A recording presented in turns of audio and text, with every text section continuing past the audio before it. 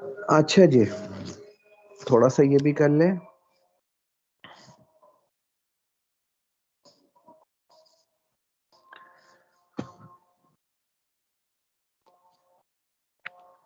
ہدایت الناف نکال لیجئے.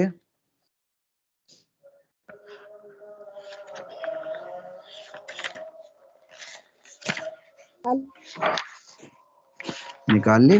چل اچھی بات. اچھا جی، اعوذ باللہ من الشیطان الرجیم، بسم اللہ الرحمن الرحیم. اچھا جی، تابع کی بحث چل رہی تھی اور ہم تیسرا تابع پڑھ رہے تھے، تاکید. اور تاکید کی دو قسمیں تھی، تاکید لفظی، تاکید معنوی. اور 9 الفاظ کے ذریعے تاکید معنوی ہو سکتی تھی، کل ہم نے پڑھ لیا. اور پہلے تاکید معنوی کے چند مخصوص الفاظ ہیں، وہ 9 ہیں. اور ان 9 میں سے پہلے 2 نفس اور عین کے بارے میں کل ہم نے پڑھ لیا جی. اور یہ بھی پڑھ لیا تھا کہ نفس اور عین جو تاکید معنوی کے لیے استعمال ہوتے ہیں، وہ واحد، تثنیہ، جمع ہر ایک کی تاکید کے لیے استعمال ہوں گے. واحد کے لیے بھی، تثنیہ کے لیے بھی، جمع کے لیے بھی. اور ان کے استعمال کا طریقہ بھی پڑھ لیا تھا. اس کے استعمال کا طریقہ یہ ہے کہ ان کی ضمیر میں بھی تبدیلی آئے گی اور صیغے میں بھی تبدیلی آئے گی. واحد مذکر کی تاکید کے لیے آئیں گے تو صیغہ بھی صیغہ نفس آئے گا اور عین آئے گا اور ضمیر واحد مذکر کی آ جائے گی. اور مؤنث کی تاکید کے لیے آئیں گے تو پھر ضمیر میں تبدیلی آ جائے گی، ہا آ جائے گی جو اس مؤنث موقت کی طرف لوٹے گی. اور تثنیہ اور جمع کی تاکید کے لیے اگر نفس اور عین آئیں گے تو پھر ان کے جمع کا صیغہ استعمال ہوگا. ٹھیک ہے، انفس، تثنیہ کی تاکید کے لیے بھی، جمع کی تاکید کے لیے بھی. البتہ جو ضمیر ہے تثنیہ کی تاکید کے لیے جب آئیں گے تو وہ ضمیر تثنیہ کی آئے گی، انفسہما، اعینہما. اور جمع کی تاکید کے لیے جب آئیں گے تو پھر وہ صیغہ بھی جمع کا اور ضمیر بھی جمع کی. مذکر تو مذکر جمع، مؤنث انفسہم اور انفسہن، یہ جمع مؤنث کی. یہ تو کل تفصیل گزر چکی تھی، ٹھیک ہے نا.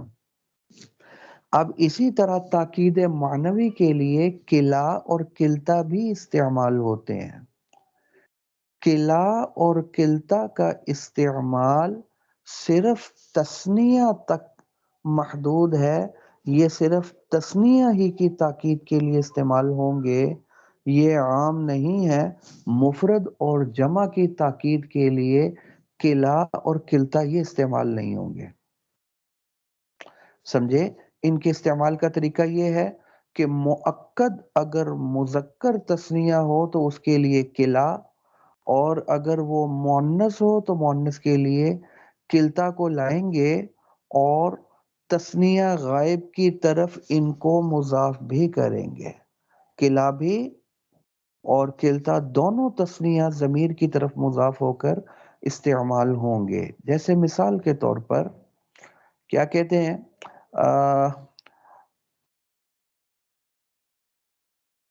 ذهب الطالبان الجدیدان، 2 نئے طالب علم گئے، کلاہما، 2 نئے طالب علم گئے تو ٹھیک ہے، سمجھ میں آگئی 2 نئے طالب علم گئے.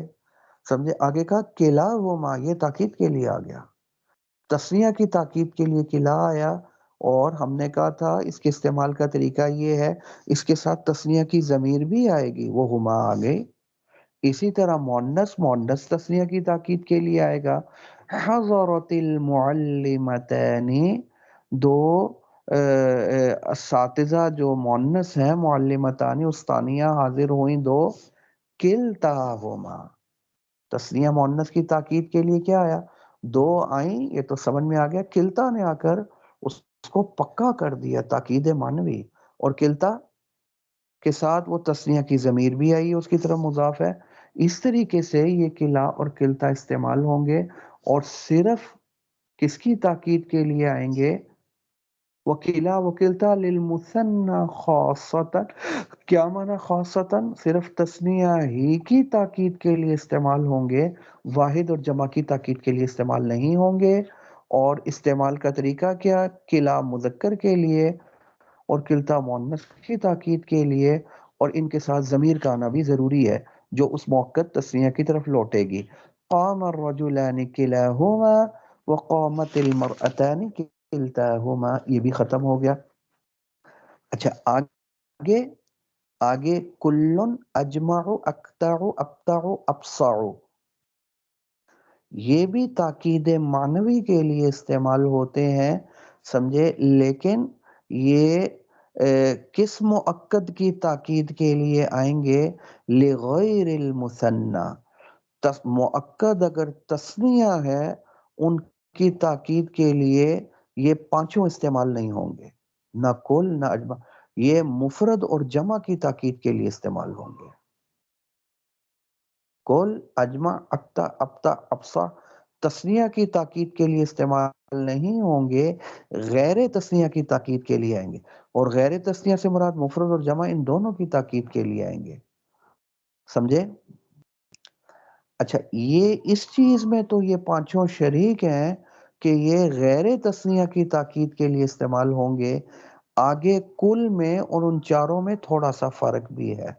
وہ فرق کیا ہے کہ واحد اور جمع، کل ٹھیک ہے ان دونوں اسماء کی تاکید کے لیے استعمال ہوتا ہے تثنیہ کے لیے، لیکن استعمال کا طریقہ یہ ہے کہ جب یہ واحد مؤکد کی تاکید کے لیے استعمال ہوگا، ٹھیک ہے، تو واحد مؤکد اگر مذکر ہے تو اس کے ساتھ مذکر کی ضمیر لو، کل کے صیغے میں کوئی تبدیلی نہیں آئے گی۔ واحد اگر آ رہا ہے ضمیر میں تبدیلی آئے گی تو واحد مذکر غائب کی ضمیر لگا دو، اور اگر واحد مؤنث کی تاکید کے لیے کل استعمال ہو رہا ہے تو واحد مؤنث کی تاکید لگا لی جائے، ٹھیک ہے؟ جیسا مؤکد ہوگا ویسی ہی ضمیر اس کے ساتھ لگ جائے گی۔ ہاں اگر یہ جو تاکید ہے اور اس سے پہلے مطبوع اور مؤکد جو ہے وہ جمع ہے تو اس کی تاکید کے لیے بھی استعمال ہوگا، اور کل کل ہی رہے گا، کل کے صیغے میں تبدیلی نہیں ہوگی۔ ہاں اس کے بعد جو ضمیر آ رہی ہے اس میں تبدیلی آ جائے گی۔ جمع مذکر کی تاکید اگر مقصود ہے تو پھر مؤکد اگر جمع مذکر ہے تو پھر کلہم، اور اگر وہ مؤنث ہے تو پھر کیا آ جائے گا؟ کلہن، اس کی تاکید کے لیے ہن کی ضمیر آ جائے گی، ٹھیک ہے جی؟ پھر کیا آ جائے گی؟ اب آپ دیکھ لیں، باختلاف الضمیر فی کل، کل جو ہے وہ واحد اور جمع دونوں کی تاکید کے لیے آتا ہے، لیکن واحد یا جمع جس کی بھی تاکید کے لیے آئے کل کے صیغے میں تبدیلی نہیں آئے گی، ضمیر میں تبدیلی آ جائے گی۔ ضمیر سے پتہ چلے گا کہ یہ واحد کی تاکید مذکر کی کر رہا ہے، مؤنث کی کر رہا ہے، جمع مذکر کی کر رہا ہے، جمع مؤنث کر۔ ضمیر کی تبدیلی تو اس مؤکد کے موافق آتی رہے گی، کل میں تبدیلی نہیں آئے گی۔ اور باقی جو چار ہیں اجمع، اقطع، ابطع، ابصع، یہ ٹھیک ہے، یہ بھی کل کے ساتھ شریک ہیں، غیر تثنیہ کی تاکید کے لیے آتے ہیں، لیکن کل میں اور ان میں فرق یہ ہے کہ کل میں تو ضمیر کی تبدیلی ہوتی تھی، کل کے صیغے میں تبدیلی نہیں ہوتی تھی۔ یہ چاروں بھی واحد اور جمع کی تاکید کے لیے آتے ہیں، لیکن ان کے صیغے میں تبدیلی ہوگی، ضمیر میں تبدیلی نہیں آئے گی۔ اب مثال واحد مذکر کی اگر تاکید کرنی ہے نا تو اس کے لیے اجمع، اقطع، ابطع، ابصع استعمال ہو جائے گا۔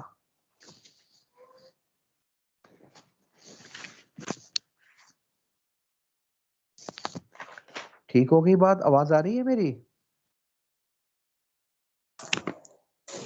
جی آ رہی ہے سر جی۔ اچھا واحد کی تاکید کے لیے کون سا صیغہ آ جائے گا؟ اجمع، اقطع، ابطع، ابصع آ جائے گا۔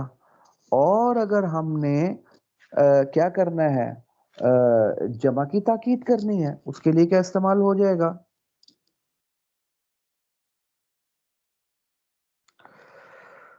اللہ جی معاف کر دو، اس کے لیے اگر ہم نے کیا کرنا ہے، جمع کے لیے لے کر آنا ہے تو اس کے لیے پھر کیا آ جائے گا؟ جمع مذکر کے لیے لے کر آنا ہے تو اجمعون اور اقطعون آ جائے گا، ابصعون وغیرہ۔ واحد مونس کی تاکید کے لیے لانا ہے تو ضمیر میں تبدیلی نہیں، صیغے میں ہی تبدیلی آئے گی، جمعاء، قطعاء وغیرہ آ جائے گا۔ اور اگر جمع مونس کی تاکید لانی ہے تو پھر جمعو، قطعو، بصعو وغیرہ آ جائے گا۔ تو آپ نے دیکھ لیا، ٹھیک ہے، کل اور یہ چار آتے تو واحد اور جمع کی تاکید کے لیے ہی ہیں، لیکن اس میں تو شریک ہیں، لیکن آگے استعمال میں تھوڑا فرق ہے۔ فرق کیا ہے کہ واحد مذکر مؤنث، جمع مذکر مؤنث کی تاکید کے لیے کل جو آتا ہے تو کل کے صیغے میں تبدیلی نہیں آتی، اس کے ساتھ جو ضمیر لگے گی اس ضمیر میں تبدیلی آئے گی۔ یہ چاروں بھی واحد مذکر مؤنث جمع مذکر مؤنث سب کی تاکید کے لیے آتے ہیں، لیکن فرق کیا ہے؟ فرق یہ ہے کہ ان کے صیغے میں تبدیلی آئے گی، واحد کے لیے اجمع، اقطع وغیرہ، اور مؤنث کے لیے جمع، قطع، اور جمع مذکر کے لیے اجمعون، اقطعون، اور جمع مؤنث کے لیے جمع کیا ہے وہ جمع اور قطع وغیرہ آئے گا۔ ایک فرق تو یہ ہو گیا۔ بات سمجھ آئی یا نہیں آئی آپ کو؟ دیکھ لیں۔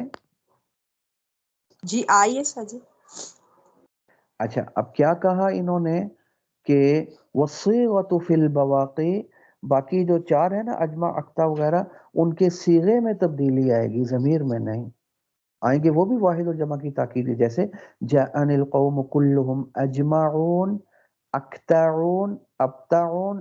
اب قوم جمع ہے تو اب کل جمع کی تاکید کے لیے آئے گا، تو کلہم، یہ ہم جمع کی ضمیر آ گئی، سمجھے؟ لیکن اجمع کے اندر ضمیر کی وجہ سے نہیں، صیغے میں تبدیلی آئے گی، ضمیر میں نہیں۔ اجمعون، اقطعون، ابتعون۔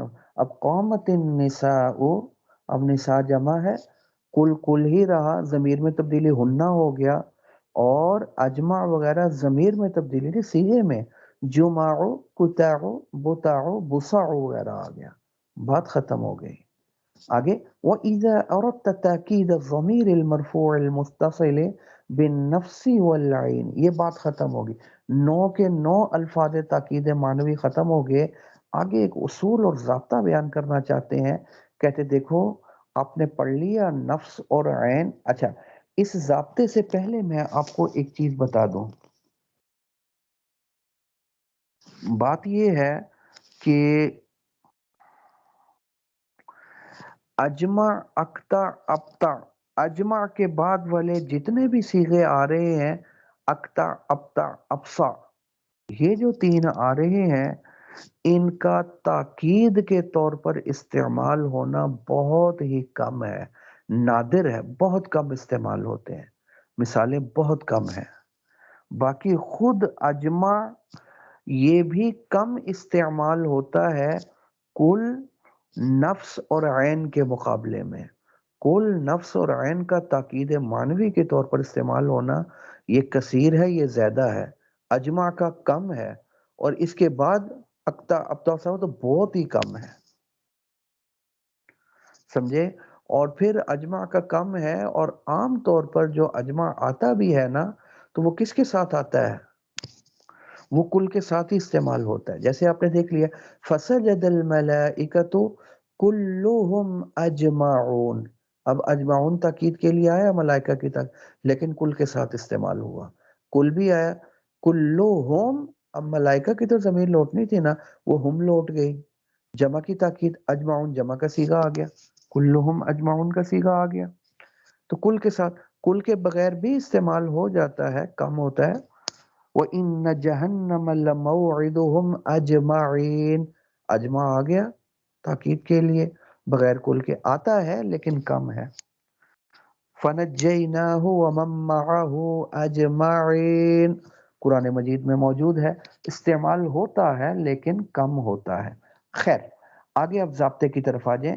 وَإِذَا أَرَدْتَ تَأْكِيدَ الضَّمِيرِ الْمَرْفُوعِ الْمُتَّصِلِ، یہ اصول اور ضابطہ آ گیا، اگر آپ نے ضمیر مرفوع متصل، یعنی فاعل کی وہ ضمیر جو فعل کے ساتھ متصل ہے، اس کی تاکید نفس اور عین کے ساتھ کرنی ہے تو اس کے لیے ضروری ہے یجب تاکیدہ بالضمیر المنفصل، پہلے اس ضمیر مرفوع متصل کی تاکید ضمیر منفصل کے ساتھ لے کر آئے تب تو تاکید ہو سکتی ہے، ورنہ نہیں. جیسے ضربتا نفسو کا غلط ہے، ضربتا انت نفسو کا، ضربتا انت نفسو کا، ٹھیک ہے نا. اب ضربتا، اب نفسو کا تاکید آنی تھی تا کی، اور تا ضمیر مرفوع متصل کی ہے، نہیں ہو سکتی جب تک بیچ کے اندر انتا نہ ہے. اچھا ایک قید لگائیے، ضمیر مرفوع متصل کی ضمیر کی اگر تاکید لانی مقصود ہو تو اس کے لیے منفصل مرفوع کی ضمیر تاکید کے طور پر لائیں گے، تب تو تاکید ہوگی، ورنہ نہیں ہوگی. اب نفس اور عین کب کریں گے؟ ضربتا کی تاکید نفسو کا ذریعے نہیں، اب نفسو کا تاکید کرے گا تا کی، کیوں؟ کیونکہ انتا اس کے ساتھ جو ہے وہ تاکید کے طور پر ضمیر منفصل آ رہی. اچھا یہ جو قید لگائی مرفوع متصل کی نہیں آ سکتی، معلوم ہوا اس کے علاوہ مجرور اور منصوب متصل جو ہے ان کی تاکید نفس اور عین کے ساتھ بغیر منفصل کے بھی ہو سکتی ہے. ٹھیک ہے، ضربتو کا نفسا کا جملہ بالکل ٹھیک ہے، ضربتو کا میں نے تجھے مارا، نفسا کا، اب نفسا کا اس کا کی تاکید اور کا مفعول بھی، تو مفعول کی یہ ضمیر متصل ہے، فعل کے ساتھ جڑی ہوئی ہے، تو نفسا کا آ گیا. مررتو بکا نفسے کا، میں تیرے پاس سے گزرا. اب مررتو بکا، یہ کا اس کی تاکید نفس کے ذریعے آ گئی، اور وہ کا مجرور متصل کی ضمیر تھی، بیچ کے اندر کوئی تاکید کے لیے منفصل کی ضمیر نہیں آئی، تو اس سے کیا کہا؟